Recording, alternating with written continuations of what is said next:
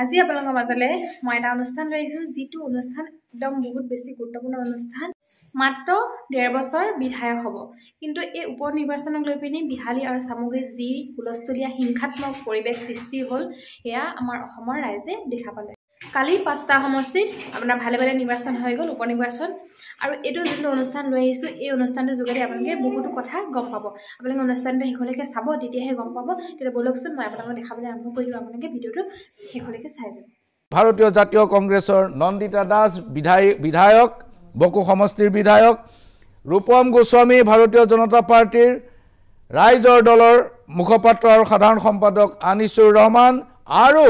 ৰাজনৈতিক পৰ্যবেক্ষক লাচিত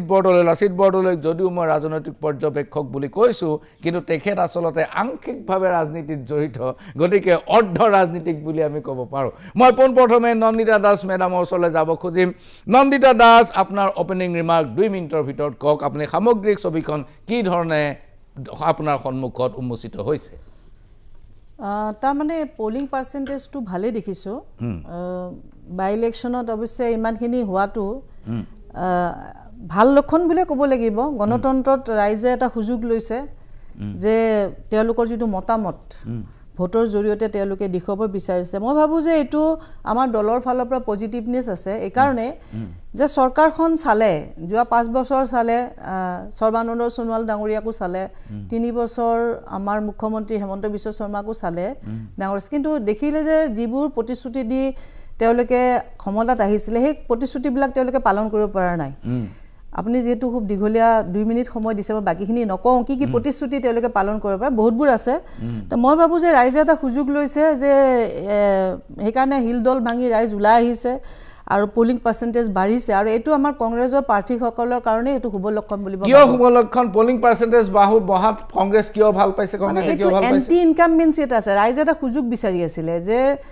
যিহেতু মূল্য বৃদ্ধি ৰাইজক জুৰুলা কৰিছে, আৰু গভৰ্ণমেণ্টে যিবিলাক প্ৰতিশ্ৰুতি দিছিল যে নিবনুৱা সমস্যা সমাধান কৰিব, বছৰত 5 লাখকৈ চাকৰি দিব, তাৰ বাহিৰে টি গাৰ্ডেন অঞ্চলত যিহেতু নিৰ্বাচনবিলাক আমাৰ 5টা সমষ্টিত বহুতখিনি টি গাৰ্ডেন আছে, টি গাৰ্ডেনৰ লোকসকলক মজুৰি বৃদ্ধি কৰাৰ প্ৰতিশ্ৰুতি দিছিল, তেওঁলোকে পালন কৰিব পৰা নাই। বহুতবোৰ আছে তেনেকুৱা, যাৰ কাৰণে গভৰ্ণমেণ্ট পাব্লিকে এটা সুযোগ পাইছে যে আমি এইবাৰ এটা শিক্ষা দিম এই চৰকাৰখনক। বহুত ধন্যবাদ নন্দিতা দাস। মই আহিব খুজিছোঁ আনিছুৰ ৰহমান, ৰাইজৰ দল, অপেনিং ৰিমাৰ্ক 2 মিনিট। চাওক, এই উপ নিৰ্বাচনে আমাক বহুত কথা শিকাই গ'ল। আমি এটা বস্তু শিকিলোঁ যে অসমৰ যি কালচাৰ, এই কালচাৰৰ বিৰোধিতা কৰা হ'ল, কাৰণ অসমৰ কালচাৰ তেনেকুৱা নহয় হিংসাত্মক ঘটনা কৰা। কাৰণ এই কালচাৰ হৈছে আপোনাৰ পশ্চিমবংগৰ, এই কালচাৰ হৈছে ইউপিৰ, এই কালচাৰ হৈছে বিহাৰৰ। কিন্তু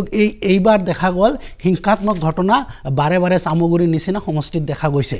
আৰু তাৰ উপৰিও আপুনি চাব, ইয়াৰ আঁৰৰ নেপথ্য কোন কোন ব্যক্তিসকল। ইয়াৰ আঁৰত যদি আপুনি কংগ্ৰেছত ধৰিব যায়, তেনেহ'লে ৰকিবুল হুছেইন, কাৰণ তেওঁৰ পুত্ৰক আগবাঢ়ি দি তেওঁ নিজে ফিল্ডত ঘৰে ঘৰে বুটে বুটে তেওঁ প্ৰচাৰ চলাইছে। আৰু এই হিংসাত্মক ঘটনা কংগ্ৰেছৰ পক্ষৰ পৰা হৈছে, আৰু বিজেপিৰ আপোনালোকৰ আমাৰ মুখ্যমন্ত্ৰী ডাঙৰীয়া হিমন্ত বিশ্ব শৰ্মা ডাঙৰীয়াই, কাৰণ এওঁলোকৰ কাৰণে আজি অসমৰ কালচাৰ নহয়, আজি ৱেষ্ট বেংগলৰ কালচাৰ আমি ল'ব গৈ আছোঁ।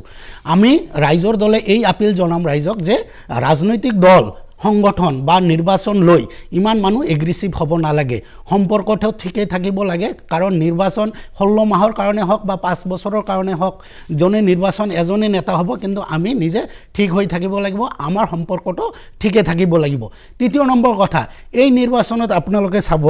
যে হোম ডিপাৰ্টমেণ্ট আৰু মানে ইলেকশ্যন কমিশ্যনাৰ এওঁলোকে বিফল হৈছে। ইমান হিংসাত্মক ঘটনা হোৱাৰ পিছত হোম ডিপাৰ্টমেণ্টৰ কোনো এনেকুৱা ধৰণৰ আমি তদাৰক দেখা নাই, আৰু ইলেকশ্যন কমিশ্যনৰ কেইটা কেছ কৰিছে আৰু কেনেকুৱা কেইজনক শ্ব'কেছ কৰিছে, সেই বস্তুটো আমি দেখা নাই। গতিকে হোম ইলেকশ্যন কমিশ্যনাৰ যি নিৰ্বাচন আয়োগ, ই যে স্বতন্ত্ৰ হৈ থকা নাই, ইয়াৰ আগতে আমি প্ৰমাণ পাই গৈছোঁ। ইয়াৰ আগতে এনেকুৱা প্ৰমাণ পাই গৈছোঁ, যেতিয়া আপোনালোকৰ মিউনিচিপালিটিৰ ইলেকশ্যন হৈছিল, মিউনিচিপালিটি ইলেকশ্যনৰ নিৰ্বাচনৰ দিন ঘোষণা কৰিব লাগে আচলতে নিৰ্বাচন আয়োগে, কিন্তু দেখা গৈছে আমাৰ হিমন্ত বিশ্ব শৰ্মা ডাঙৰীয়াই নিৰ্বাচনৰ দিন ঘোষণা কৰি দিয়া হৈছিল গতিকে ইলেকশ্যন কমিশনাৰ যে এটা পিঞ্জৰাৰ ভিতৰৰ পাখি মইনা পাখি হৈ বহি আছে এইটো কথা এই উপনিৰ্বাচনত ধন্যবাদ আনিছুৰ ৰহমান মই যাব খুজিছোঁ লাচিত বৰদলৈ আপোনাৰ ওপেনিং ৰিমাৰ্ক আপোনাৰ পৰ্যবেক্ষণ কওক 2 মিনিট চাওক প্ৰথম কথাটো হৈছে যে 5টা উপ সমষ্টিৰ নিৰ্বাচন ই চৰকাৰ ভঙা পতাত কোনো ধৰণৰ প্ৰভাৱ নপৰে তাৰ পিছতো এই নিৰ্বাচনক লৈ যি ধৰণৰ পৰিস্থিতিৰ সৃষ্টি হ'ল দেখা গৈছে যে ই এটা বেলেগ এটা পৰ্যায়লৈ গুচি গৈছে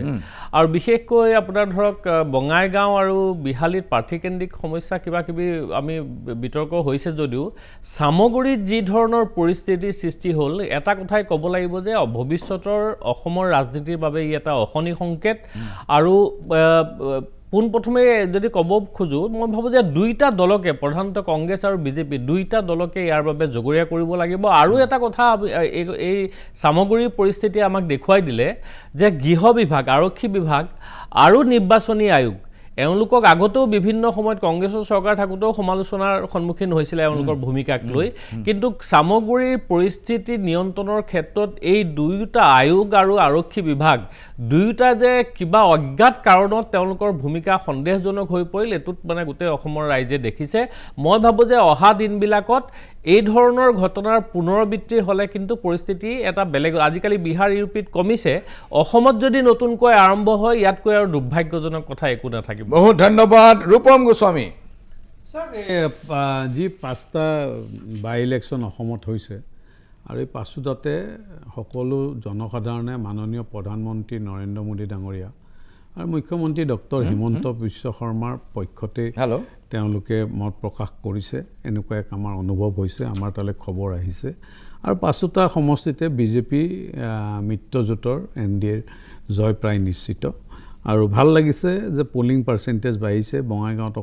অলপমান কম আছে কিন্তু সামগ্ৰিকভাৱে পোলিং পাৰ্চেণ্টেজ বাঢ়িছে আৰু বিশেষকৈ সামগুৰি বিষয়টো যিহেতু আহিছে সামগুৰি এবাৰ গব্বৰ সিঙৰ গব্বৰতাটো মোটামুটি নাইকিয়া কৰি দিছে বিজেপিয়ে তেওঁ আগতে সদায় এনেধৰণে ভয় ভীতি দেখুৱাই মানুহৰ ভোট আদায় কৰি নিৰ্বাচনত জয়ী হৈ আছিল কিন্তু এইবাৰ কিন্তু তেওঁ সেই তাৰ প্ৰভাৱ খটুৱাব পৰা নাই আৰু মই ভাবোঁ গৃহ বিভাগ আৰু ইলেকশ্যন কমিশনে খুব সঠিক সিদ্ধান্ত লৈছে আৰু সঠিক আৰু নহ'লে হয়তো ইয়াত আৰু বহুত মানুহ মৰিলে হয় এজন বিজেপি কাৰ্যকৰ্তা মৰিছে বৰ দুখ লাগিছে আমাৰ কাৰণে কিন্তু যদি তেওঁলোক ক্ষিপ্ৰতাৰে গোটেই একশ্যনবিলাক নললে হয়তো আৰু বহুত মানুহ মৃত্যুমুখত পৰিলে হয় গতিকে এই যিটো গব্বৰ সিঙৰ গুণ্ডাগিৰি এই গুণ্ডাগিৰি সামগ্ৰীত এবাৰ সমূলি নাইকিয়া কৰিবলৈ সক্ষম হৈছে এইটো এটা ধন্যবাদ ৰূপম গোস্বামী এইখিনিতে লৈছোঁ ক্ষণিক সময়ৰ বাণিজ্যিক বিৰতি আমাৰ লগত নগাঁৱৰ পৰা সংযোজিত হ'ব নগাঁৱৰ বিধায়ক ৰূপক শৰ্মা আৰু বিহালীৰ পৰা সংযোজিত হ'ব সাংসদ ৰঞ্জিত দত্ত আমি অপেক্ষাৰত চাই থাকক মেজমেলৰ মজিয়ালৈ নন্দিতা দাস নিৰ্বাচন আয়োগ আৰু পুলিচে খুব বেয়া ধৰণৰ ভূমিকা পালন কৰিলে এজন এডিশ্যনেল এছপিক নগাঁৱৰ পৰা উঠাই আনিব লগা হ'ল আন এজন এডিশ্যনেল এছপিয়ে দায়িত্বভাৰ গ্ৰহণ নকৰাকৈ বিহালীত ৰেইড আৰম্ভ কৰি দিলে বিশ্বনাথত ৰেইড আৰম্ভ কৰি দিলে এই ঘটনাবোৰ আপোনালোকে কি ধৰণে লৈছে সেইটোতো আটাইতকৈ মানে বেয়া হৈছে যে গণতন্ত্ৰত যিটো নিৰ্বাচন সদায় ফ্ৰী এণ্ড ফেয়াৰ হ'ব লাগে ৰাইজে এটা সুযোগ পাই তেওঁলোকৰ মতামতটো দাঙি ধৰাৰ কাৰণে কিন্তু যিটো দেখা পালোঁ যে চৰকাৰখনে তেওঁলোকৰ প্ৰশাসন যন্ত্ৰ ইভেন ইলেকশ্যন কমিশ্যনেও যিখিনি তেওঁলোকৰ দায়িত্ব পালন কৰিব লাগিছিল যিখিনি স্বচ্ছতা থাকিব লাগিছিল সেইখিনি দেখা নগ'ল নগাৰ ক্ষেত্ৰত আপোনালোকে দেখিছে যে আমাৰ কেইবাবাৰো ধৰ্ণা দিব লগা হ'ল প্ৰটেষ্ট কৰিব লগা হ'ল ইভেন ইলেকশ্যন অবজাৰ্ভাৰে যদি এডিশ্যনেল এছপিক মাতি আনে তেওঁক গুৰুত্ব নিদিয়ে ৰেছপণ্ড নিদিয়ে যিটো অবজাৰ্ভাৰে নিজে স্বীকাৰ কৰিছে যে এডিশ্যনেল এছপিয়ে মোৰ কথা নুশুনে মই তেওঁক মাতিছোঁ তেওঁক গুৰুত্ব দিয়া নাই তাৰ মানে কি যে গোটেই মানে প্ৰশাসন ইলেকশ্যন কমিশ্যনো জগৰীয়া এই ক্ষেত্ৰত বা যেতিয়াই যিবোৰ উদ্ঘাটকমূলক ঘটনা সংঘটিত হৈছিল আমাৰ কেণ্ডিডেটৰ গাড়ী আক্ৰমণ কৰা হৈছিল এম.এল.এৰ গাড়ী আক্ৰমণ কৰা হৈছিলে কেণ্ডিডেটৰ ঘৰত আক্ৰমণ কৰা কিমানবোৰ ঘটনা হৈ গ'ল তাৰ পাছতো যিখিনি ষ্টেপ প্ৰশাসনে বা পুলিচে ল'ব লাগিছিল সেইখিনি আমি দেখা নাপালোঁ তে এনেধৰণৰ যদি নিৰ্বাচনবিলাক যদি চলে বা এইটো যদি পৰম্পৰা যদি থাকি যায় তে ভৱিষ্যতলৈ আমাৰ যিটো মূল্যবোধৰ ৰাজনীতি যিটো আমাৰ ধৰি লওক ইলেকশ্যন এটা যেনেকৈ মানুহে মানে পাৰ্টিচিপেশ্যন কৰিলেও যে এটা নিৰ্ভয়ে কৰিব লাগিছে সেই পৰিৱেশটো এতিয়া যেন নাইকিয়া হ'বলৈ ধৰিছে আমাৰ সন্দেহ হৈছে আমাৰ কেইবাজনো ইয়াতে কৈছে যে ভৱিষ্যতলৈ এইটো ৱেষ্ট বেংগল টাইপ আমাৰ এখন অসম হৈ যাব নেকি অনাগত যিটো 26ৰ এতিয়া ইলেকশ্যন আহি আছে আমাৰ এছেম্বলি ইলেকশ্যন তেতিয়া আজিটো পৰিৱেশ দেখিছোঁ আমি ভৱিষ্যতৰ নিৰ্বাচনবিলাক যাতে এটা ভয়ানক নিৰ্বাচন হ'বলৈ গৈ আছে নেকি এনেকুৱা এটা আমাৰ ধাৰণা হৈছে আনিছুৰ ৰহমান এটা নহয় দুটা নহয় 15টা ঘটনা ঘটিছে এজন লোকৰ মৃত্যু হৈছে সামগ্ৰীৰ ঘটনাৰ বাবে আপুনি কাক জগৰীয়া কৰে চাওক মই আগতে কৈছোঁ যে গৃহ বিভাগ ভাল কৰি পদক্ষেপ লোৱা নাই কাৰণে এওঁলোকে যিবিলাক মানে এফআইআৰ পাইছিল এজাহাৰ পাইছিল সেইমতে মানুহক এৰেষ্ট কৰিব লাগিছিল কাৰায়ুক্ত কৰিব লাগিছিল আৰু ইলেকশ্যন কমিশ্যনাৰ নিৰ্বাচন আয়োগে যি ধৰণে নোটিছ দিব লাগিছিল এইবিলাকৰ ঘটনাৰ কাৰণে সেই তেওঁলোকে এই কাৰণে জগৰীয়া হ'ব তাৰ ওপৰত আমি কম যে যিবিলাক মানুহৰ অনুগামী আছে সাপোজ আপুনি ধৰি লওক হিমন্ত বিশ্ব শৰ্মা বা ৰকিবুল হাছানকে ধৰক এই দুটা দলেই জগৰীয়া কাৰণ এওঁলোকৰ অনুগামীক এওঁলোকে আপিল কৰা নাই যে আপোনালোকে হিংসাত্মক ঘটনা নকৰিব এওঁলোকে যদি এটা আপিলে কৰিলে হয় এই ডাঙৰ ডাঙৰ নেতাসকল নাই নাই আমি তেনেকুৱা ধৰণে এই দুটা দলে জগৰীয়া হ'ব আমি দুটা দলকে ৰকিবুল হাছানে যিখিনি কৰিব লগা আছে এইটো বদনাম আছে ৰকিবুল হাছান ডাঙৰীয়া গুণ্ডাগিৰি এইটো বদনাম আছে নিৰ্বাচনত আমি যিটো দেখিছে সেইটোৰ ওপৰতে আপুনি ক'ব লাগিব বিগত দিনৰ কথা ইয়াতে আনি লাভ নাই কাৰণ তেওঁ নিজে মানে অসহায় ফিল কৰিছে এই ইলেকশ্যনটোত মই যাব খুজিছোঁ লাচিত বৰদলৈ আপুনি সামগ্ৰীৰ ৰাজনীতি আপুনি ভালকে জানে আপুনি নিজে নগাঁৱৰ মানুহ এই গোটেই হিংসাত্মক পৰিস্থিতিয়ে কোনটো দলক সহায় কৰিলে মই ভাবোঁ যে বিজেপিৰ ইয়াত কিছু সহায় হ'ল তেওঁলোকে শেষ সময়ত জিকিব পাৰে নোৱাৰে সেইটো এটা বেলেগ কথা কিন্তু বিজেপিয়ে যিমান সমৰ্থন পাব লাগিছিলে তাতকৈ সেই সমষ্টি হিচাপত সেইটোত বেছি সমৰ্থন পাব আৰু এটা কথা কিহৰ কাৰণে এতিয়া চাওক তাত যিটো হিংসাত্মক পৰিস্থিতি হৈছে বুলি কৈছে ইয়াত কিন্তু কোনো এজনক জগৰীয়া কৰিলে নহ'ব আপুনি প্ৰশাসন আৰু গৃহ বিভাগৰ কথা বাদো দিলে আপুনি চাব যে তাত জিতু গোস্বামীৰ দৰে কাষৰীয়া সমষ্টিৰ বিজেপি বিধায়কে কৈছে যে আমাৰ ওপৰত যিহেতু আক্ৰমণ হৈছে আমি প্ৰত্যাক্ৰমণ চলাম এইটো ৰাজহুৱা বক্তব্য আপোনালোকৰ টিভিত প্ৰকাশ পাইছে ৰকিবুল হুছেইন ডাঙৰীয়াই মুকলিকে কৈছে সভাত যদি কোনোবাই গণ্ডগোল কৰিবলৈ আহে দৰকাৰ হ'লে চৰিয়াই দিব এইবিলাক ৰাজহুৱাকে কোৱা আৰু অনানুষ্ঠানিকভাৱে কিমানলৈকে তেওঁলোকৰ পৃষ্ঠপোষকতা আছে সেইটো সহজে অনুমেয় গতিকে মই ভাবোঁ যে বিজেপি এটা সীমিত হেৰিয়ত থাকিলেহেঁতেন যিহেতু সংখ্যালঘু প্ৰধান এটা সমষ্টি কিন্তু ৰকিবুল হুছেইন ডাঙৰীয়াৰ আগৰ আপুনি এইটো নিৰ্বাচনী হিংসা কিন্তু সামগ্ৰীত প্ৰথম নহয় ইয়াৰ পূৰ্বেও নিৰ্বাচনৰ সময়ত সদায় উত্তপ্ত পৰিস্থিতিৰ সৃষ্টি হয় এতিয়া নেক্সট লেভেল এটালৈ গুচি গ'লে সেইটো বেলেগ কথা আগতেও কিন্তু হয় আৰু সেইবিলাক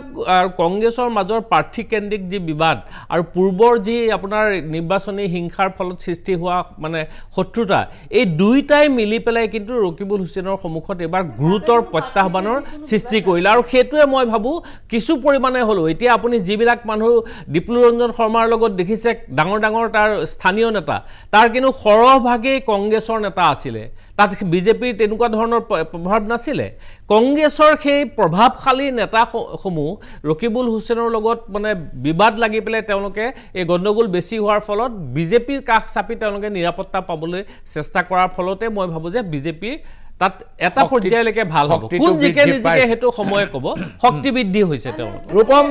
ৰূপম গোস্বামী মই আপোনাক সুধিব খুজিছোঁ যোৱা সময়ছোৱাত সংঘাতত বিজেপিৰ এজন কৰ্মীৰ মৃত্যু হৈছে এই বিজেপি কৰ্মীজনৰ মৃত্যুৰ বাবে আপুনি আততায়ীসকল কোন বুলি ভাবে এইটো ইতিমধ্যে বিভিন্নজনক এৰেষ্ট কৰিছে আৰু নিৰ্বাচনৰ পিছত ইয়াত আৰু এক্টিভ হ'ব আৰু সকলোৱে গম পাব যে দুধ কা দুধ পানী কা পানী হৈ যাব কোনে এই গোটেই যুঁজখন লগাইছিলে নাই যুঁজখনৰ কথা কোৱা নাই মই এটা স্পেচিফিক কেছ কৈছোঁ যে বিজেপিৰ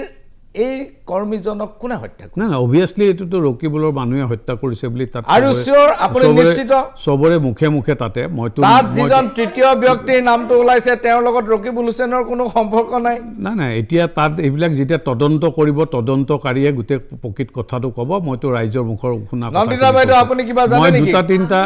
মই দুটা ৰ'ব এক মিনিট মোক কমপ্লিট কৰিব দিয়ক আপুনি সকলোকে দিছে যে এতিয়া চাব আজি তেওঁলোকে ইয়াতে ৱেষ্ট বেংগলৰ নিচিনা এক পৰিৱেশ সৃষ্টি কৰা বুলি কৈছে তে West Bengal INDI alliance TMC INDI এলায়েন্সৰ দল ইণ্ডি এলায়েন্সৰ গোটেই একেই ছেইম বস্তুটো ইয়াতে কংগ্ৰেছে ইমপ্লিমেণ্ট কৰিব চেষ্টা কৰিছিল আৰু এইটো নহয় ইয়াৰ আগতেও তেনেধৰণে ইমপ্লিমেণ্ট হৈ আছিল আপুনি যদি চাই 2016 চনত জিতু গোস্বামী যেতিয়া বিজেপিৰ পৰা চামগুৰি সমষ্টিত প্ৰতিদ্বন্দ্বিতা কৰিছিল আপোনালোকৰ নিজে প্ৰাক চেনেল লগে লগে ঘূৰি আছিল জিতু গোস্বামী আৰু তাত দেখিছিলে কেনেকৈ গাড়ী ঘোঁৰা ভাঙি নিৰ্মূল কৰি দিছিলে তেতিয়া 2016ত আমাৰ চৰকাৰ নাছিল আৰু সেই সময়ত প্ৰশাসনে একো ধৰণৰে আমাক সহায় কৰা নাছিলে সম্পূৰ্ণভাৱে এক চেতিয়া কৰি তথাপিও 7000 ভোটত মাত্ৰ ৰকিবুল হুছেইন জিকিবলৈ সক্ষম হৈছিল তাৰ পৰৱৰ্তী সময়ত 2021ত যদি চাই অনিল শইকীয়া আমাৰ প্ৰায় 15খন গাড়ী ভাঙি দিছিলে কিন্তু কংগ্ৰেছৰ কোনো ক্ষতি হোৱা নাছিল এইবাৰ কিন্তু মানুহ মানে এইবাৰ অকমান ৰিয়েকশ্যন হৈছে একশ্যনৰ কাৰণ কিমান সহ্য কৰি থাকিব এইবাৰ যেতিয়া একশ্যন আৰম্ভ কৰিলে ভাবিছিল যে তেওঁ এই একশ্যনতে সব দমি যাব আৰু মই এনেধৰণে নিৰ্বাচনটো পাৰ কৰিব পাৰিম কিন্তু এইবাৰ ৰিটেলিয়েট হ'ল আৰু প্ৰথম গুলিয়াইছিল জিতু গোস্বামীৰ গাড়ী গতিকে এই গোটেই প্ৰথম ঘটনা হৈছিল বিজেপি কাৰ্যকৰ্তাক পিটিছিলে গতিকে এই গোটেই কথাবিলাক গম পাইছে আৰু মানুহে পাব্লিকে ৰিটেলিয়েট কৰিছে আজি তাৰিখত আপুনি চাব বিজেপিয়ে বহুকেইটা নিৰ্বাচন খেলি আহিছে আপুনি ক'তো দেখা নাপায় যে বিজেপিয়ে কেতিয়াবা হিংসাক প্ৰশ্ৰয় দিছে ক'তোৱে দিয়া নাই ভাৰতবৰ্ষত দিয়া নাই বিজেপিয়ে কেতিয়াও হিংসাক প্ৰশ্ৰয় নিদিয়ে কিন্তু গণতান্ত্ৰিক প্ৰক্ৰিয়াটো বজাই ৰখাত বিজেপি সদায় পিছু নোকে গতিকে এইবাৰ গণতন্ত্ৰত বিজেপিয়ে কিমান গণতান্ত্ৰিক প্ৰক্ৰিয়াত বিশ্বাস কৰে ইতিমধ্যে গম পাই গৈছে মানুহে গম পাই গৈছে বিজেপি গণতন্ত্ৰত কিমান দূৰ বিশ্বাসী মই নন্দিতা দাস বাইদেউ সুধিব খুজিছোঁ লাচিত বৰদলৈ এটা খুব গুৰুত্বপূৰ্ণ কথা কৈছে তেখেতে কৈছে যে যিমানবোৰ মানুহ আপুনি মধ্যম পৰ্যায়ৰ যিবোৰ নেতা আপোনালোকে বিজেপিৰ নেতাৰ লগত দেখিছে এইবোৰ একালত ৰকিবুল হুছেইনৰ ওচৰৰ মানুহ আছিল আৰু সেইবিলাক মানুহ এতিয়া বিজেপিৰ লগত লগ লাগিছে ইয়াৰ এটা লজিক বহুতে আলোচনা কৰি আছে সেই আলোচনাটো হৈছে যে তানজিল হুছেইন ডেকা ল'ৰা একেবাৰে কম বয়সৰ ল'ৰা এই ল'ৰাজন যদি জিকি যায় তেনেহ'লে মধ্যম পৰ্যায়ৰ যিবোৰ মানুহ এতিয়াও আশা কৰি আছে যে সেইটো সমষ্টিত মই উঠিম সেই আশা দুৰাশাত পৰিণত হ'ব গতিকে তেওঁলোকে ৰকিবুল হুছেইনৰ লগত থাকি অথবা ৰকিবুল হুছেইনৰ পৰা দূৰত থাকি যেনে তেনে তানজিল হুছেইন হৰাটো বিচাৰিছে যিটোৱে ৰূপম গোস্বামীৰ দল বিজেপিক সহায় কৰিছে আপোনাৰ মতামত নন্দিতা বাইদেউ তেনেকুৱা কোনো পাৰ্থিকেটিক কথা তাতে নাছিলে কাৰণ তানজিল হুছেইন ডাঙৰীয়া এজন যোগ্য কেণ্ডিডেট আৰু তেওঁ দলটো বহুত পুৰণি বহুত আগৰ পৰা কৰি আছিলে তেওঁ NSY ষ্টেট লেভেলৰ নেশ্যনেল লেভেলৰ এজন জেনেৰেল ছেক্ৰেটাৰী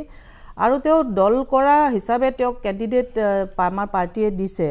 আৰু তেওঁ টিকেট পোৱাটো যোগ্য বুলি সকলো আমাৰ দলৰ মানুহে তাতে বিবেচনা কৰে সেইকাৰণে আমাৰ তেখেতে যিখিনি ক'লে যে ইয়াতে কিবা পাৰ্টি কেণ্ডিডেট কোনো সংঘাত আছিলে আমি তেনেকুৱা কোনো পাৰ্টি কেণ্ডিডেট সংঘাত আমি দেখা নাই সংঘাতটো স্পষ্ট নহয় আৰু দ্বিতীয়তে এতিয়া যিটো লজিক মই যিটো কথা কৈছো যে তানজিল জিকি গ'লে আৰু তাৰো সম্ভাৱনা নাই হেনুকুৱা কোনো পাৰ্টি কেণ্ডিডেট সংঘাতেই নাছিলে তাতে তানজিলে টিকেট পাব বুলি সকলোৱে বিচাৰিছিল তাতে কাৰণ তেওঁ তৃণমূল পৰ্যায়ৰ পৰা কাম কৰি অহা এজন যুৱ নেতা আৰু তেওঁ ৰাইজৰ সেৱা কৰা এটা সাংঘাতিক এটা প্ৰবল ইচ্ছা আছে কিন্তু মই এটা আৰ্গুমেণ্ট হয় কিন্তু তানজিলক দিলে ৰকিবুল হুছেইন লাগি দিব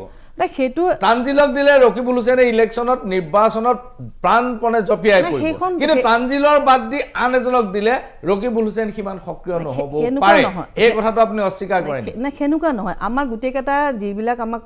ইলেকশ্যন বাই ইলেকশ্যন হৈছে গোটেইকেইটা সমষ্টিতে আমাক প্ৰায় MP পৰ্যায়ৰ ব্যক্তিকেই আমাক তাতে ইনচাৰ্জ কৰি দিয়া হৈছে সেইকাৰণে আমাৰ প্ৰত্যেকটো নিৰ্বাচনে আমাৰ জৰুৰী আৰু সেইকাৰণে যদি ৰকিবুল হুছেইনক যদি বিহালীটো দিলে হয় তেতিয়াও ৰকিবুল হুছেইনে কাম কৰিলে গৌৰৱ গগৈ ডাঙৰীয়াক যদি চামগুৰিক দিলোঁ তেতিয়াও তেওঁ কাম কৰিলে হয় এইটো এটা ভুল ধাৰণা যে তানজিলক দিয়াৰ লগে লগে ৰকিবুল হুছেইনে কাম কৰিব ৰকিবুল এজন MP যদিও তেওঁ তাৰে ষ্টাৰ কেম্পেইনাৰ হিচাপে তাতে তেওঁ কাম কৰিছে আৰু সেইকাৰণে এইটো দ্বিতীয়তে মই নিজে তাতে এখন ৰেলীত আছিলোঁ প্ৰথম নমিনেশ্যনৰ দিনা যিখন ৰেলীত আছিলোঁ সেই ৰেলীখন যেতিয়া আৰম্ভ কৰিছিল আৰম্ভণিৰ পৰাই বিজেপি যিসকল কৰ্মকৰ্তা আছে তেওঁলোকে দলীয় বিজেপিৰ ফ্লেগ লৈ তাতে গোটেই ৰেলীটোক বাধাগ্ৰস্ত কৰিছিল বাধা দিছিল যাতে ৰেলীটো একে লেঠাৰি যাতে যিহেতু এটা দীঘলীয়া প্ৰায় 1000 গাড়ীৰ এটা ৰেলী হৈছিল কনভয় হৈছিল তাতে যাতে গোটেই গাড়ীবোৰ যাতে চিৰিলি যাব নোৱাৰে তাকে যাতে তেওঁলোকে পাৰ্ট কৰি দিব পাৰে যাতে দেখাত অশোভনীয় হয় ৰেলীটো তাৰ কাৰণে বিজেপি নেতাসকলে মই নিজে দেখিছোঁ যে তেওঁলোকে ফ্লেগ দলিয়াই দিছে গাড়ীবোৰ বাধা দি তাতে ৰখাই দিছে কণ্টিনিউ যাব দিয়া নাই তে আৰম্ভণি দিনাৰ পৰা বিজেপি তাতে এটা আক্ৰমণমূলক ভাৱেৰে তেওঁ মানে গোটেই নিৰ্বাচনটো তেওঁলোকে আক্ৰমণটো তেওঁলোকে প্ৰথম দিনৰ পৰা তেওঁলোকে টাৰ্গেট লৈছে সেইকাৰণে আজি যিবিলাক ঘটনা ঘটিছে আজি অকল বিজেপি যদি দোষাৰোপ কৰে কংগ্ৰেছে কৰিছে সেইটো কেতিয়াও হ'ব নোৱাৰে উচতাইছে কোনে প্ৰভোগ কৰি আছে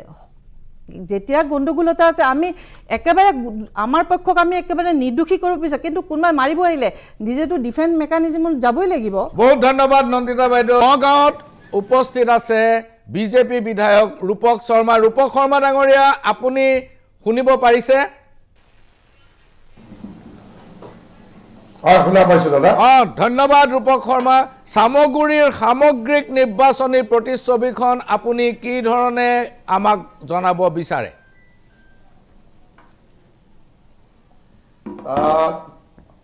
দাদা আজি মই একেবাৰে পুৱাৰ পৰা সামগুৰি সমষ্টি কেইবাটাও ঠাইত মই গৈছিলোঁ আৰু বিশেষকৈ তাত যিখিনি আমাৰ অকল কাৰ্যকৰ্তাই নহয় বিভিন্ন ধৰণৰ ব্যক্তিৰ লগত কথাও পাতিছিলোঁ আৰু লাহে লাহে যিটো সমীক্ষা আহি আছে আমি অলপ আগলৈকে আমি প্ৰতিটো ঠাইৰ পৰা সমীক্ষা লৈছোঁ দীপৰঞ্জন শৰ্মা এটা ভাল ভোটত জিকিব ই নিশ্চিত আমি যিটো ভাবি আছিলোঁ সেই তাতকৈ খুব ভাল ভোটৰ পাৰ্চেণ্টেজো হৈছে আৰু যিখিনি ভোট আমি এক্সপেক্ট কৰিছিলোঁ কিছুমান আগতে নোপোৱা ঠাইৰ পৰা সেইখিনি আমি ইতিমধ্যে খুব ভাল ভোট পাবলৈ সক্ষম হৈছোঁ আৰু এইটো আমি নিশ্চিত হৈছোঁ দীপৰঞ্জন শৰ্মা জিকিব আৰু ব্যৱধানটো আমি ভাবাতকৈ বেছি হ'ব শৰ্মা ডাঙৰীয়া এইবাৰ আপুনি ভাবেনে যে সামগুৰি সমষ্টিত বৃহৎ সংখ্যক ইছলাম ধৰ্মী মানুহে বিজেপিক ভোট দিছে আৰু যদি দিছে ইয়াৰ কাৰণবোৰ কি হ'ব পাৰে যিখিনি বিশেষকৈ ইছলাম ধৰ্মী মানুহৰ পঞ্চায়ত আছে এই পঞ্চায়তসমূহৰ আপোনাক মই কৈ থওঁ ভোৰবন্ধা চালপাৰা কানুৱামাৰী মোৱামাৰী কাৱৈমাৰী খাটোৱাল বাজিয়া ভাটিয়াখালী কাঠপাৰা মাগুৰমাৰী শিঙিমাৰী এটা বৃহৎ অঞ্চল আৰু এই অঞ্চলত ভোটৰ আমি যিটো সমীক্ষা পাইছোঁ আমি যেতিয়া তাত যাওঁ বা ৰাইজৰ লগত কথা পাতোঁ তেওঁলোকৰ লগত আজিৰ দিনটোতো সেই একেই ধৰণৰ আমি এটা উৎসাহ দেখা পাইছোঁ ৰাইজ ওলাই আহিছে আৰু আমাৰ সমীক্ষাটো এনেকুৱা ধৰণৰ হয় যেতিয়া আমাৰ প্ৰত্যেক দলৰ যেতিয়া টেবুল থাকে নিৰ্বাচনৰ দিনাখন কংগ্ৰেছৰ থাকে বিজেপিৰ থাকে ৰাইজ তেওঁলোকে স্বতঃস্ফূৰ্তভাৱে ওলাই আহি আমাৰ লগত বহিছে বা ভোটদান কৰিছে ক'ৰবাত ভোটদান কৰিবলৈ আমাক জনাইছে যে আপুনি চিন্তা কৰিব নালাগে আৰু সেই ধৰণে আমি যিখিনি আশ্বাস পাইছোঁ আমি আশাবাদী আমি ইমান ভোট আশা কৰা নাছিলোঁ যিটো ভোট আমি হয়তো পাবলৈ সক্ষম হৈছে ৰূপক শৰ্মা আপুনি সুধিলে যে কিহৰ কাৰণে পাবলৈ সক্ষম হৈছে এতিয়া মই আপোনাক তিনিটা কথাই কওঁ প্ৰথম কথাটো হৈছে যে যিহেতু 1.5 বছৰ প্ৰায় 1.5 বছৰ যিগৰাকী বিধায়ক জিকিব প্ৰায় 1.5 বছৰ থাকিব আৰু তেখেতসকল যিহেতু এখন চৰকাৰ বৰ্তমান মুখ্যমন্ত্ৰী ডক্টৰ হিমন্ত বিশ্ব শৰ্মা ডাঙৰীয়াৰ নেতৃত্বত অসমত যিধৰণে উন্নয়নমুখী যাত্ৰা চলিছে তেওঁলোকে চৰকাৰখনৰ পক্ষত থাকি উন্নয়নৰ যাত্ৰাত তেওঁলোকে সমভাগী হ'ব বিচাৰিছে এইটো 1 নম্বৰ আৰু 2 নম্বৰটো হৈছে যে ৰকিবুল হুছেইন ডাঙৰীয়াৰ তেওঁৰ পুত্ৰক প্ৰাৰ্থী দিয়াটো যথেষ্ট সংখ্যক ইছলাম ধৰ্মী মানুহ বুলিয়ে নকওঁ সমষ্টিৰ বাসিন্দাসকলে ভাল পোৱা নাই তেওঁলোকে সেই সিদ্ধান্তটো তেওঁলোকে ভালকৈ ল'ব পৰা নাই আৰু তেখেতে যেতিয়া সমষ্টি ৰাজ্যত নজনোৱাকৈ ধুবুৰীৰ প্ৰাৰ্থী হ'ল ধুবুৰী সাংসদ হ'ল এই কথাও তেওঁলোকে সহজভাৱে ল'ব পৰা নাই 3 নম্বৰ কথাটো হৈছে কি যে সমষ্টি পুনৰ নিৰ্ধাৰণ হোৱাৰ পাছত এই পুৰণা সমষ্টিটো ইতিমধ্যে 3টা ভাগত বিভক্ত হ'ল বহমপুৰ সমষ্টি সামগুৰি সমষ্টি আৰু কলিয়াবৰ সমষ্টি এতিয়া বহমপুৰ সামগুৰি কলিয়াবৰ 3টা ভাগ হ'ল এতিয়া সামগুৰি সমষ্টিত য'ত বহমপুৰত ইতিমধ্যে সোমাই গৈছে বা কলিয়াবৰত সোমাই গৈছে এই ব্যক্তিসকলে শেষবাৰৰ বাবে এইবাৰ সামগুৰি সমষ্টিত ভোটদান কৰিব গতিকে তেওঁলোকৰ ওপৰত প্ৰাক্তন বিধায়ক বা সাংসদজনৰ কোনো ধৰণৰ তেওঁলোকৰ তাত অধিপত্য নাই এইবাৰ দেখা পাইছোঁ কথাও শুনা নাইকিয়া তেওঁলোকে এটা কথাই কৈছে যে আমি উন্নয়নৰ লগত আছোঁ চৰকাৰৰ লগত থাকিব বিচাৰিছোঁ আৰু যাতে একেলগে যাতে আমি উন্নয়ন কৰিব পাৰি আমাৰ অঞ্চলে হওক বা আমাৰ উঠি অহা প্ৰজন্মই হওক তাৰ লগত তেওঁলোকে একেলগে যাব বিচাৰিছে আপুনি আচৰিত হ'ব যে সমষ্টিটোত আমিও ঘূৰিছোঁ যি ধৰণে সমষ্টিটো ইমান দিন তেখেতে 3বাৰ মন্ত্ৰী আছিলে 5বাৰ বিধায়ক আছিলে যিমানখিনি কাম হ'ব লাগিছিলে ৰাস্তা ঘাটৰ পৰা আৰম্ভ কৰি পেলাই অনুষ্ঠান প্ৰতিষ্ঠানৰ আন্তঃগাঁথনিসমূহ হোৱা নাছিলে আৰু সেই উদ্দেশ্যে এইবাৰ ৰাইজ সচেতন হৈছে উন্নয়নৰ পক্ষত তেওঁলোকে আছে আৰু ভোটদান বিজেপিক কৰিছে বিপ্লৱৰঞ্জন শৰ্মা বৃহৎ ভোটত জিকিব ই নিশ্চিত নতুন যিটো গাঁথনি হ'ল চামগুৰি সমষ্টি যাৰ নাম চামগুৰি হ'ল নতুনকৈ এই নতুন সমষ্টিটোত দাবিদাৰ হিচাপে আপুনি যদি কোৱা মতে দীপ্লুৰঞ্জন শৰ্মাই জিকে তেনেহ'লে 2026তো দীপ্লুৰঞ্জন শৰ্মাই প্ৰথম দাবিদাৰ হ'ব কাৰণ চামগুৰিত তেওঁই উঠিব লাগিব তেওঁ সিটিং MLA হৈ থাকিব আপুনি আশা কৰেনে 26ত যিটো গাঁথনি চামগুৰিৰ বনালে আপোনালোকে সেই চামগুৰি সমষ্টিত বিজেপিৰ কোনোবা প্ৰাৰ্থী জিকাৰ কিবা সম্ভাৱনা থাকিবনে নাই চাওক প্ৰথম কথা হৈছে কি প্ৰাৰ্থী 26ত কোন হ'ব সেইটো মই ক'ব নোৱাৰোঁ ৰাইট দীপ্লুৰঞ্জন শৰ্মাই প্ৰাৰ্থী হ'ব নে বেলেগ হ'ব এইটো দলে সিদ্ধান্ত ল'ব ৰাইট কিন্তু কথাটো হৈছে যে এইবাৰ নিৰ্বাচনত হাৰাৰ পিছত চামগুৰি সমষ্টিত অহাবাৰ আমাৰ শক্তিশালী প্ৰাৰ্থী ওলাব যোনে প্ৰতিদ্বন্দ্বিতা কৰিব আৰু এটা কথা আপোনাক কৈ থওঁ যে যি নিৰ্বাচনী ইতিমধ্যে আমাৰ দেখা পাইছে যোৱা সময়ছোৱাত যে আগতে আমি শুনা পাইছিলোঁ চামগুৰি সমষ্টিত নিৰ্বাচনৰ সময়ত ধন বল জন এই ধৰণে কিছুমান কথা চলে মাৰপিট হয় হিংসাৰ পৰিস্থিতি হয় আৰু তাৰ ফলত এটা ডমিনেটিং কাৰবাৰ হয় যাৰ ফলত এজন প্ৰাৰ্থী জিকি আহে কিন্তু এইবাৰ পৰা নাই কিয় যে এইবাৰ সেই ধৰণৰ যি ধৰণে হৈছে যে অকল একপক্ষীয় ধৰণে কামবিলাক হোৱা নাই হিংসা দুই পক্ষৰ পৰা হৈছে হোৱাৰ ফলত অহাবাৰ মানে মই কি কৈছোঁ যে হিংসাত্মক মানে আচলতে কথা এনেকুৱা নহয়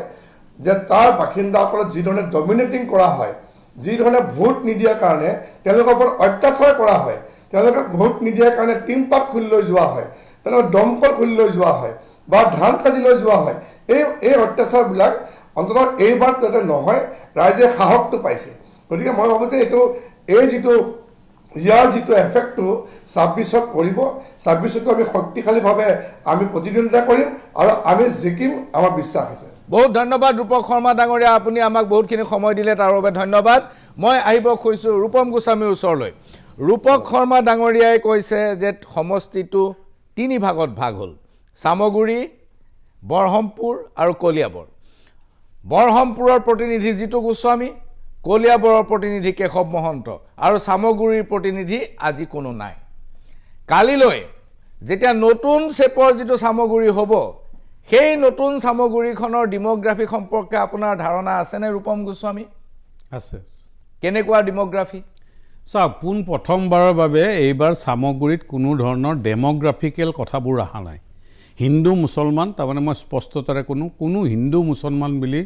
এবাৰ ভোট তাতে বিভাজনো হোৱা নাই বা ভোটৰ গোটেই নিৰ্বাচনত তেনেকুৱা ধৰণৰ কেম্পেইনো হোৱা নাই তাতে সমূলিক এটা মানে খুব এণ্টি ইনকামবেঞ্চি এটা খুব ষ্ট্ৰং যিটো ক'লে আপুনি শুনিলে ৰূপক শৰ্মাই কৈছে তাতে যেতিয়া মই এতিয়াও এটা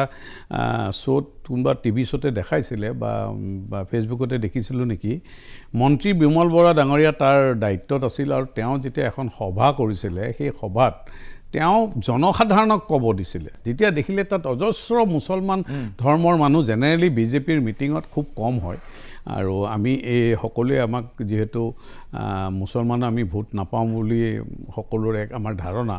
আমাক নিদিয়ে কিন্তু এইবাৰ সম্পূৰ্ণ তাত ইছলাম ধৰ্মৰ মানুহখিনিয়ে সম্পূৰ্ণ এই ধাৰণাটো সলনি কৰি দিলে আৰু বিমল বৰাই যেতিয়া তেওঁলোকক কৈছে যে আপোনালোক যে আজি ইয়াত আহিছে কিয় আহিছে মিটিং চাব আহিছে শুনিব আহিছে তেওঁলোকৰ যিবিলাক বক্তব্য তেতিয়া আছিলে এই বক্তব্যবিলাক এইবিলাকেই আছিল যে আমি ভোট নিদিয়াৰ কাৰণে আমাৰ টিংপাত খুলি লৈ যায় আমাৰ দমকল খুলি লৈ যায় আমাৰ পথাৰৰ পৰা ধান কাটি লৈ যায় আমাক অত্যাচাৰ কৰে গতিকে এই কথাবিলাকৰ কাৰণে তেওঁলোক ওলাই আহিছে এতিয়া হ'ল যে যিখিনি আপুনি দেখিলে যে যিখিনি চামগুৰিত পৰিলে গতিকে সিহঁতৰতো আৰু ভয় নাই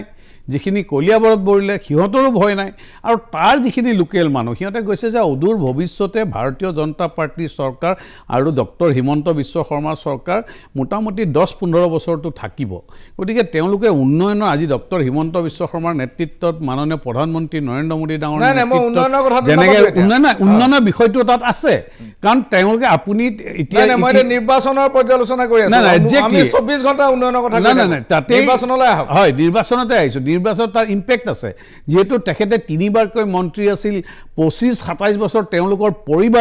পৰিয়ালৰ লগত এই সমষ্টিটো আছিল কিন্তু তাত তেনেধৰণৰ উন্নয়ন নাছিলে গতিকে জনসাধাৰণে আগন্তুক দিনতো এইবাৰ এইটো এটা টাৰ্ণিং পইণ্ট দেখিব অহাবাৰ আমি 26ৰ নিৰ্বাচনত এই যিটো তাৰ যিখিনি ইছলাম ধৰ্মৰ মানুহে বিজেপিৰ লগত আহিলে এনেকুৱা সমগ্ৰ অসমতে এক পৰিৱেশ সৃষ্টি হ'ব আৰু সকলোৱে উন্নয়নৰ খাতিৰত ভাৰতীয় জনতা পাৰ্টিৰ লগত থাকিব এনডিএৰ লগত থাকিব ধন্যবাদ ৰূপম গোস্বামী এইখিনিতে লৈছোঁ ক্ষণিক সময়ৰ বাণিজ্যিক বিৰতি বিহালীত আমাৰ বাবে ৰৈ আছে ৰঞ্জিত দত্ত ডাঙৰীয়া সাংসদ আমি তেখেতৰ লগত সংযোগ স্থাপন কৰিম বিৰতিৰ পাছত ঘূৰি আহিছোঁ মেজমেৰলৈ আৰু বিহালীত উপস্থিত আছে বিজেপি দলৰ সাংসদ ৰঞ্জিত দত্ত ডাঙৰীয়া যি বিহালী সমষ্টিৰ প্ৰাক্তন বিধায়ক আৰু বৰ্তমানৰ সাংসদ ৰঞ্জিত দত্ত ডাঙৰীয়া আপুনি শুনিছে শুনিছোঁ ৰঞ্জিত দত্ত ডাঙৰীয়া 1 মিনিটৰ ভিতৰত আপুনি বিহালীৰ সামগ্ৰিক প্ৰতিচ্ছবিখন কওক নিৰ্বাচনৰ ভোট গ্ৰহণৰ পিছত আপোনাৰ প্ৰতিক্ৰিয়া ইয়াত বিহালীত এতিয়া 73.70% এতিয়ালৈকে আমি পাইছোঁ হয় আৰু হয়তো 9টা বজাৰ ভিতৰত এইটো 75%ৰ ওপৰত যাব হয় গতিকে বিহালী সমষ্টিত আমি চাহ জনজাতি আদিবাসী গোৰ্খা অসমীয়া মুছলিম আৰু যিখিনি আমাৰ ট্ৰাইবেল যিখিনি ভোট আছে কাৰ্বি বড়ো মিচিঙৰ পৰা আৰম্ভ কৰি আৰু বিশেষকৈ আমাৰ হিন্দীভাষী আৰু বাঙালী সম্প্ৰদায়ৰ লোকসকল আছে এনেকুৱা এটা সমষ্টি যে 1,32,500 কিমানটা ভোটত আমাৰ বিহালী সমষ্টিৰ নিৰ্বাচনটো হৈছে গতিকে আমি ইয়াত প্ৰায় 75% যদি ভোট পোল হয় তেতিয়া আমাৰ টোটেল ভোট হয়তো 1 লাখ ভোট পলিং হ'ব 1 লাখৰ ভিতৰত গতিকে আমি এক্সপেক্ট কৰিছোঁ আৰু মোৰ যিটো অভিজ্ঞতা আছে 2001 চনৰ পৰা মই যিটো নিৰ্বাচন মই নিজে খেলি আহিছোঁ সাংসদৰ নিৰ্বাচনো খেলিলোঁ গতিকে আমি ইয়াত প্ৰায় 55,000তকৈ অধিক ভোটত আমি ইয়াৰ পৰা বিজয়ী হ'ম আৰু আমি প্ৰায় ডিফাৰেন্সটো প্ৰায় 25ৰ পৰা 30,000 ভোটৰ ডিফাৰেন্সত আমি ইয়াৰ পৰা বিজয়ী হ'ম 25ৰ পৰা 30,000 সকলো মাইনৰিটি যিসকল লোক আছে আমি মাইনৰিটি মোৰ ইলেকশ্যনত মই প্ৰায় 25ৰ পৰা 30% মাইনৰিটি ভোট পাওঁ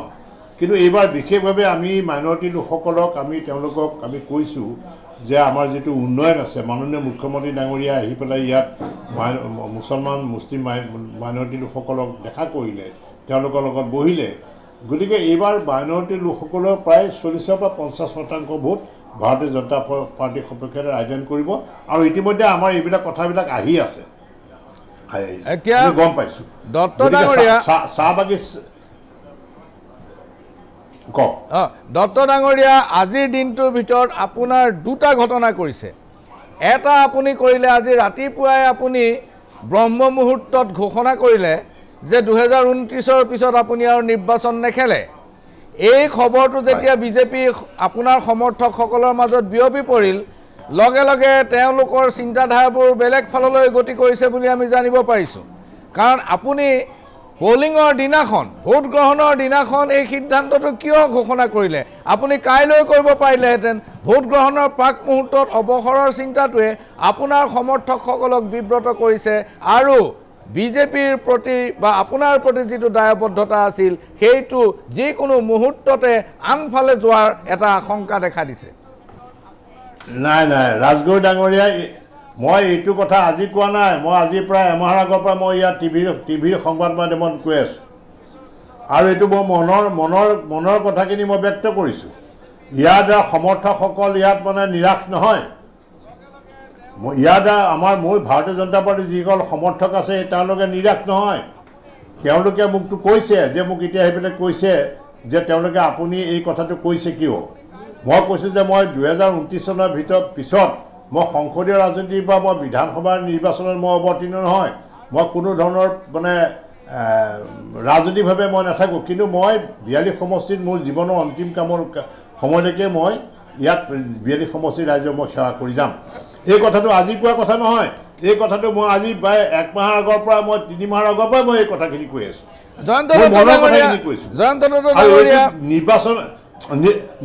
নিৰ্বাচনত কোনো ধৰণৰ প্ৰভাৱ নেপেলায়। ৰঞ্জিত দত্ত ডাঙৰীয়া, মই সুধিছোঁ যে বিহালী সমষ্টিত আপুনি 25,000 পৰা 30,000 ভোটৰ ব্যৱধানত আপুনি জিকিব, 55,000 ভোট পাব,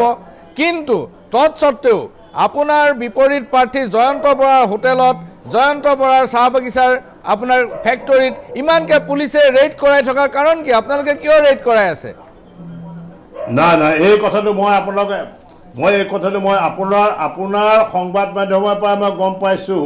যে জয়ন্ত বৰা হোটেলত আৰু জয়ন্ত বৰা চাহ ফেক্টৰী ৰেইড হৈছে বুলি। আপুনি নাজানিছিল? আপোনালোকৰ সংবাদ মাধ্যমৰ পৰাই মই গম পাইছোঁ।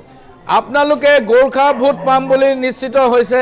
কিন্তু গোৰ্খা সমাজ একেবাৰে দুদুল্যমানতাত আছিল। 2020 চনত বিধানসভাত মুখ্যমন্ত্ৰীয়ে ঘোষণা কৰিছিল যে গুৱাহাটীত ছবিলাল উপাধ্যায়ৰ এটা প্ৰতিমূৰ্তি হ'ব। 2024 শেষ হ'বৰ হ'ল, সেই প্ৰতিমূৰ্তিৰ কোনো নামগুণ নাই। এতিয়া এই ক্ষেত্ৰত গোৰ্খা সম্প্ৰদায় যথেষ্ট অসন্তুষ্ট বুলি আমি জানো, আপুনি কি কয়? ৰাজগুৰু ডাঙৰীয়া, গোৰ্খাসকলক ডি ভোটাৰ কোনে সজাইছিলে? গোৰ্খাসকলক বিদেশী কোনে আখ্যা দিছিলে? ভাৰতীয় জনতা পাৰ্টীয়ে গোৰ্খাসকলক ডি ভোটাৰ আৰু বিদেশী আখ্যা দিয়া নাছিলে। কংগ্ৰেছ চৰকাৰে গোৰ্খা লোকসকলক ডি ভোটাৰ আৰু বিদেশী সজাইছিলে।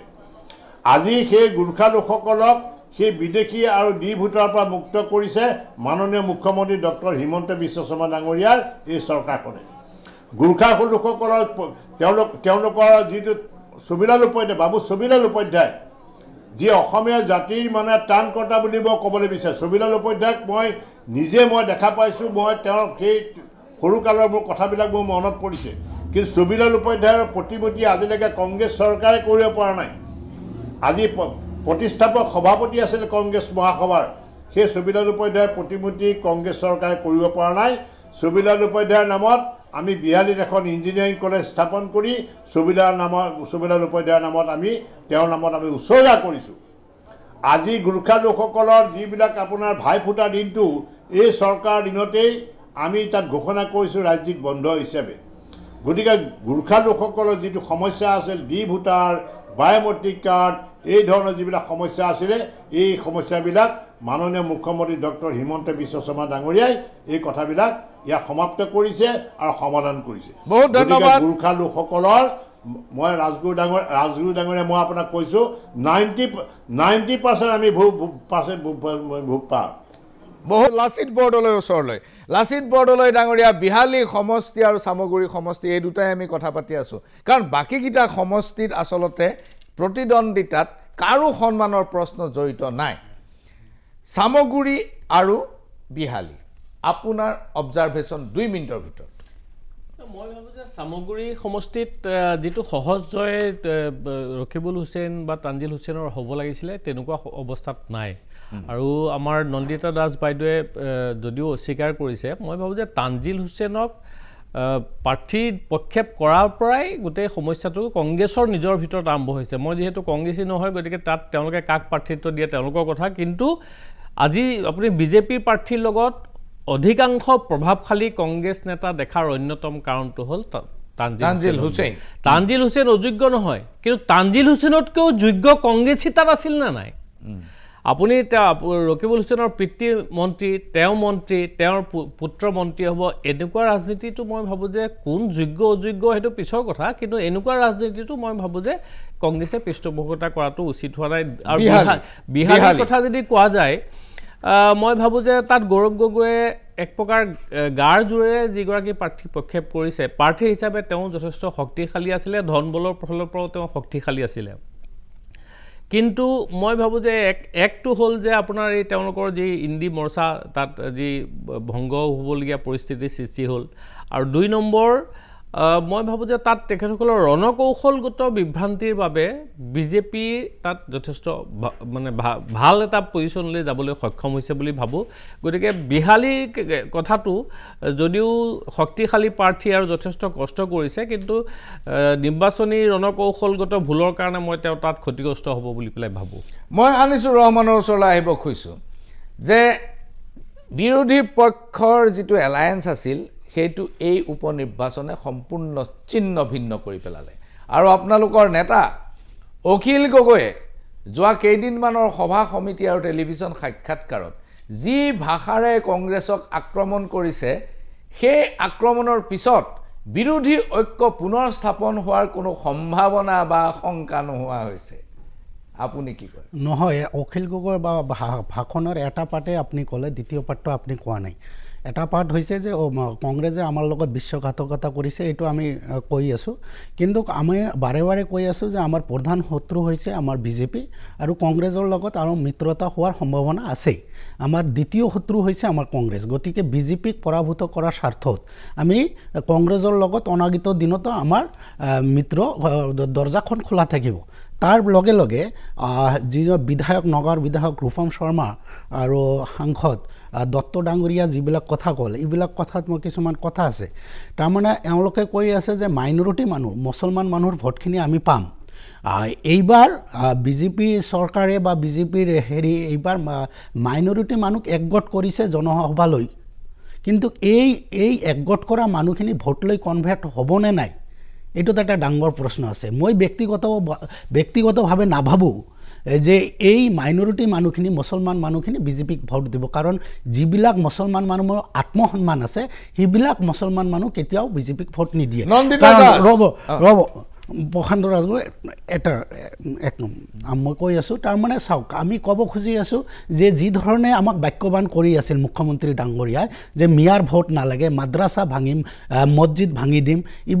এইবিলাক কথা বতৰা মানুহৰ মাজত আছে কাৰণ আপুনি জানে যে অসমীয়াত এষাৰ কথা আছে ভাতৰ তিতা খাব পাৰি কিন্তু মুখৰ তিতা সহিব নোৱাৰি গতিকে আত্মসন্মান থকা আৰু ধৰ্মৰ প্ৰতি অলপ অনুগত থকা মানুহক কেতিয়াও বিজেপিক ভোট নিদিব গতিকে বিজেপিৰ যি ধাৰণা যে মুছলমান মানুহৰ ভোট লৈ জিকি আহিম সেই ধাৰণা হয়তো এওঁলোকে সফল নহ'ব নন্দিতা দাস বাইদেউ বিৰোধী ঐক্য বিনষ্ট কৰাৰ বাবে ৰাইজৰ দলৰ প্ৰতিনিধিজনে কংগ্ৰেছক বাৰম্বাৰ জগৰীয়া কৰি আছে অখিল গগৈয়ে কৈ আছে লেফ্টে কৈ আছে সকলোৱে কৈ আছে কংগ্ৰেছে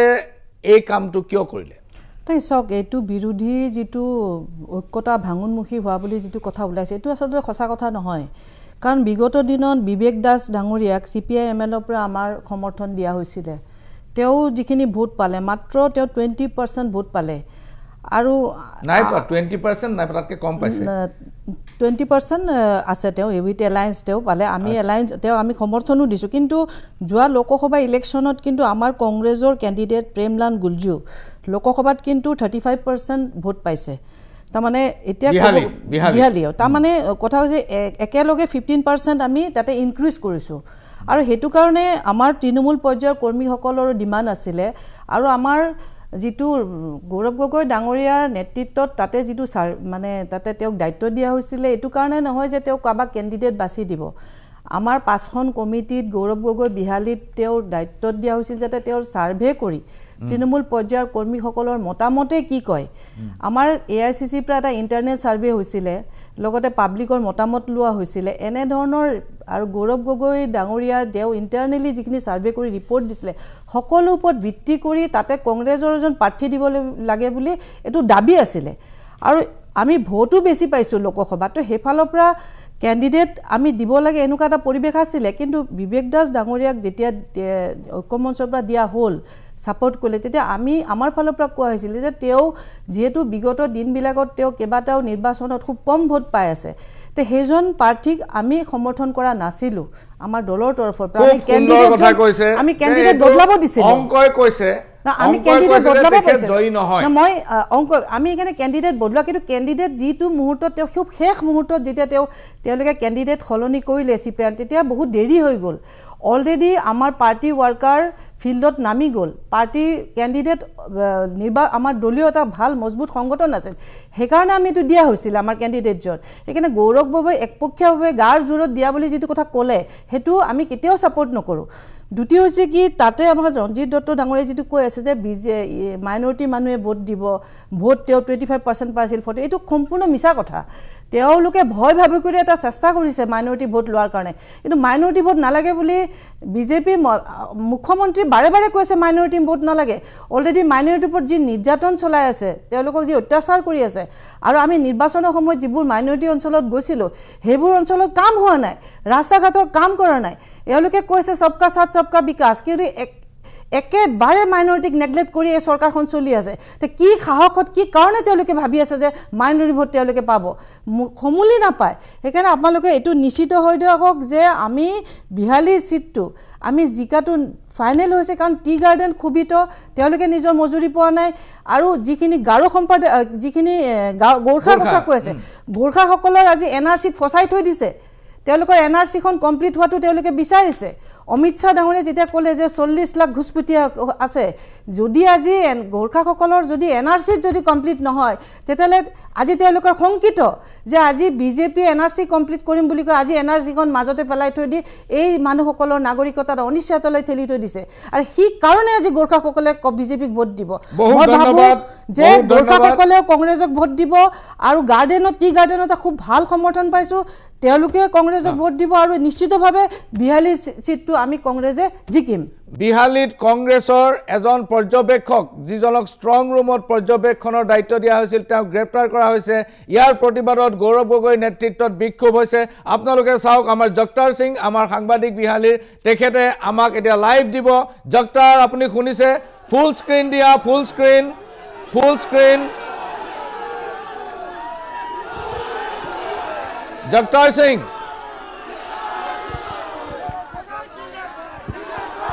জগতাৰ আপুনি কওক আপুনি কি দেখিছে ঘটনাটো কি ঘটিছে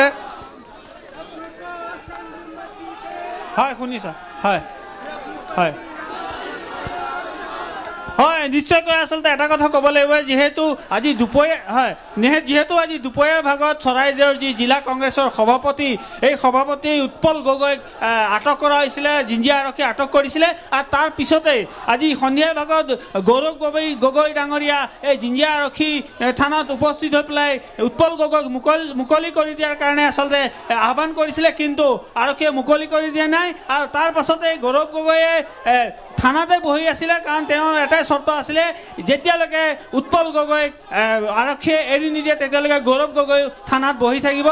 আৰু এই নিশা পৰ্যন্ত গৌৰৱ গগৈ ইতিমধ্যে থানাৰ ভিতৰতে আছে আৰু আচলতে কেইবাশো আচলতে যি কংগ্ৰেছ কৰ্মীসকল আহি থানাৰ যি চৌহদত আচলতে এক উত্তপ্ত পৰিস্থিতি সৃষ্টি কৰিছে আৰু বিনা চৰ্তে যি উৎপল গগৈক যি আচলতে আটক কৰা হৈছিল সেই উৎপল গগৈক আচলতে বিনা চৰ্তে মুকলি কৰি দিয়াৰ তেওঁলোকে দাবী জনাইছে আৰু এটা কথা ক'ব লাগিব যে বিভিন্ন আচলতে চৰকাৰ বিৰোধী বিভিন্ন শ্লোগান তেওঁলোকে প্ৰদৰ্শন কৰিছে আৰু এয়া মোৰ সহযোগী ভিডিঅ' জাৰ্নেলিষ্টে দেখুৱাই আছে ইয়াৰ সামগ্ৰিক পৰিৱেশ আৰু এইদৰে আচলতে এক উত্তপ্ত পৰিস্থিতি সৃষ্টি হৈছে এয়া হৈছে জিঞ্জিয়া থানাৰ পৰিৱেশ আৰু যিহেতু কিছু সময় আগত গৌৰৱ গগৈ থানাৰ পৰা ওলাই আহি এই ৰাইজক উদ্দেশ্যি কৰ্মীসকলক উদ্দেশ্যি আহ্বান জনাইছিলে যে তেওঁলোকে যাতে যি প্ৰতিবাদ কৰে গণতান্ত্ৰিক হিচাপে প্ৰতিবাদ কৰে কোনো হুলস্থুলৰ পৰিৱেশত সৃষ্টি নকৰে তাৰ পিছতো কিন্তু তেওঁলোকৰ এটাই চৰ্ত তেওঁলোকে কৈছে যে আমাৰ যি উৎপল গগৈ আচলতে উৎপল গগৈক বিনা চৰ্তে মুকলি কৰি দিব লাগে আৰু যেহেতু গৌৰৱ গগৈ থানাৰ চৌহদত আচলতে ভিতৰতে আছে থানাৰ ভিতৰতে আছে উৎপল গগৈৰ লগতে আছে গতিকে অতি শীঘ্ৰে মুকলি কৰি দিয়াৰ দাবীত এইদৰে আচলতে কংগ্ৰেছ কৰ্মীসকলে আচলতে প্ৰতিবাদত নামিছে হয় বাইদেউ কি ক'ব আপোনালোকে দেখিছোঁ সন্ধিয়াৰ পৰা ইয়াত প্ৰতিবাদ কৰি আছে কি ক'ব এই ক্ষেত্ৰত প্ৰতিবাদ কৰি লাভে একো হোৱা নাই তেওঁলোকে এতিয়া ইমান ঘণ্টা হৈ গ'ল 6 ঘণ্টাই হ'ব হ'ল তেওঁলোকে আমাক এতিয়ালৈকে উত্তৰ দিয়া নাই ইমান মানুহে চিঞৰি আছে ইমান মানুহে প্ৰতিবাদ কৰি আছে তেওঁলোকৰ কাণত পৰাই কিহৰ বাবে আটক কৰিছিলে গৌতম গগৈ কোনো কাৰণ নাই বিনা কাৰণত তেখেতক আনি পেলাই ৰাখি থৈছে সেইকাৰণে আমাৰ কংগ্ৰেছ কৰ্মী ইমান খং উঠিছে কাৰণ কোনো কাৰণ নোহোৱাকৈ তেওঁলোকক আনি পেলাই ইয়াত বহাই থৈছেহি আৰু য'ত আমি দেখিছোঁ যে তেওঁলোকৰ নিজৰ সাংসদে আমাৰ মানুহক মাৰিছে তথাপি তেওঁলোকে আৰক্ষীয়ে কোনো ধৰণৰ ব্যৱস্থা নল'লে আৰু আমাৰ মানুহজনে একো নকৰাকৈ তেওঁকে বহাই থৈ থৈছে আৰু আমাৰ মাননীয় সাংসদকো ইয়াত বহাই থৈছে ইমান দেৰি গৌৰৱ গগৈ ডাঙৰ আৰক্ষীয়ে পক্ষপাতি লোৱাৰ অভিযোগ আছে নেকি একেবাৰে আছে 100% আছে তেওঁলোকে উচিত ব্যৱস্থা ল'ব লাগিছিল যোনে ভুল কৰিছিল তেওঁক ধৰিব লাগিছিলে আমাৰ মানুহে একো কৰা নাই গণতান্ত্ৰিকভাৱে আছে গণতান্ত্ৰিকভাৱে আন্দোলন কৰি আছে দেখিছে আপুনি কিন্তু আমাৰ ওপৰত এনেকুৱা ব্যৱস্থা লৈছে আচলতে উৎপল গগৈ ক'ৰ পৰা ধৰিছে কিয় আটক কৰিছে ক'ৰ তেওঁক দুপৰীয়া সময় আছিল ভাত খাবলৈ তেওঁ গৈ আছিলে গৈ থকা সময়তে আটক কৰিছে এনেকৈ ঠিক একেদৰে জামুগুৰিত এজনক আটক কৰিছে অলপ আগতে এইটো কেনেকুৱা ধৰণৰ নিয়ম য'ত আমি কথা ক'ব নোৱাৰোঁ য'ত আমাৰ ফ্ৰীডম নাই য'ত আমি কথা ক'ব নোৱাৰোঁ য'ত এজন আৰ্টিষ্টে তেওঁ আৰ্ট কৰি পেলাই প্ৰতিবাদ কৰিছিলে দীঘলী পুখুৰী পাৰৰ গছ কটাৰ নামতে এৰেষ্ট কৰিলে কোনোবাই কবিতা লিখিলে এৰেষ্ট কৰে কোনোবাই গান গালে এৰেষ্ট কৰে এখন কেনেকুৱা চৰকাৰ হৈ আছে কেনেকুৱা ডেমক্ৰেচিত আমি আছোঁ তাতকৈ ব্ৰিটিছৰ শাসনলৈ আমি গুচি যাওঁ সেইটোৱে বেছি ভাল আছিলে নিশ্চয়কৈ ধন্যবাদ জনাইছোঁ আচলতে এইদৰে এতিয়া সকলো প্ৰতিবাদত নামিছে মোৰ সহযোগী ভিডিঅ' জাৰ্নেলিষ্টে দেখুৱাই আছে তেওঁলোকৰ আচলতে যি গৌতম গগৈ আচলতে কাৰোবাৰ ওচৰৰ কোনোবা এজন কৰ্মীৰ ঘৰত ভাত খাবলৈ যাওঁতে পুলিচে আটক কৰিছে বুলি অভিযোগ কৰিছে আৰু এক স্বৈৰাচাৰী শাসন একপক্ষীয় আচলতে তেওঁলোকে পুলিচে যি একপক্ষীয় আচলতে যি ব্যৱস্থা গ্ৰহণ কৰিছে সেয়া তেওঁলোকে অভিযোগ কৰি পেলাই আচলতে বিনা চৰ্তে গৌতম গগৈ মুকলি কৰি দিয়াৰ দাবী জনাই জিজিএ থানাৰ উত্তপ্ত পৰিস্থিতিৰ সৃষ্টি হৈছে আৰু চৰকাৰ বিৰোধী বিভিন্ন শ্লোগান আচলতে প্ৰদৰ্শন কৰি তেওঁলোকে এইদৰে জিঞ্জিয়া থানাৰ চৌহদত এক উত্তপ্ত পৰিস্থিতিৰ সৃষ্টি কৰিছে ডক্টৰ সিং গৌৰৱ গগৈ এতিয়া ক'ত আছে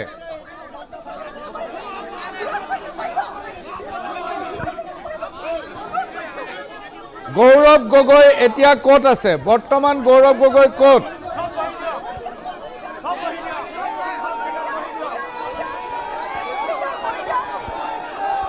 আপুনি হয় নিশ্চয়কৈ আচলতে গৌৰৱ গগৈ এতিয়া থানাৰ চৌহদতে আছে তেওঁ উৎপল গগৈৰ লগতে বহি আছে তেওঁ এটাই দাবী যে যেতিয়ালৈকে উৎপল গগৈক ইয়াৰ পৰা মুকলি কৰি দিয়া নহ'ব তেওঁ থানাৰ চৌহদতে থাকিব তেওঁ থানাতে আছে আৰু এক বৃহৎ আৰক্ষীৰ দল ইয়াত মোতায়েন কৰা হৈছে